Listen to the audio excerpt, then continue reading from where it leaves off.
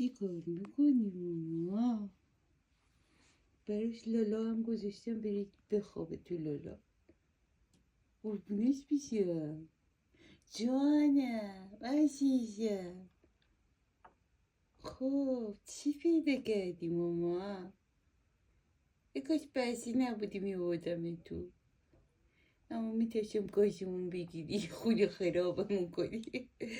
قربونش بشم. برو تو بگی بخواب.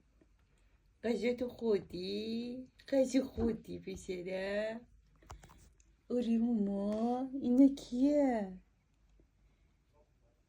وای وای وای خدا خدا خدا خدا. چقدر تو نازی ماما، چقدر تو عزیزی. برو بگی بخواب تو لونه. فکر میکنی دختره؟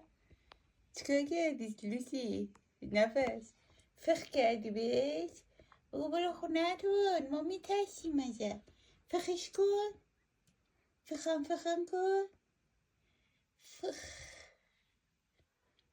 قربونش بیشم مادر، فدود بیشم مادر. چی داری اونجا؟ اونو گذاشتم بری توش بخوابی سردت نسی ماما. برو بخواب تو لونه. حالا اونو اینجوری نکن دیدی. برو لالا کن پسر اشکال عزیزم.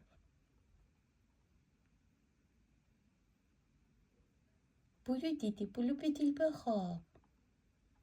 چی کار میکنی اون پایین عزیزم واقعا؟ چی داری تو دستت ماما؟ ها؟ داری مهرکوبی میکنی؟ این چیه تو دستت میمالی؟ این مثلا به تو تعلق داره الان؟ آره؟ خب برو تو بگی بخواب. برو لالا کن.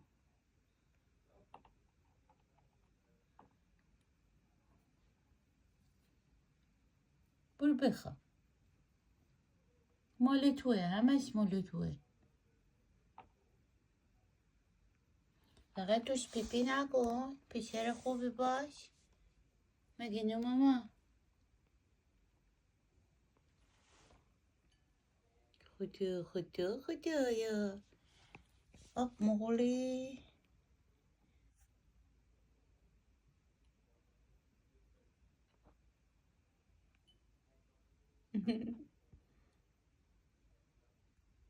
هم دستاشو میشورم. آب مغوله. چقدر دومش قشنگه. دومش قشنگه.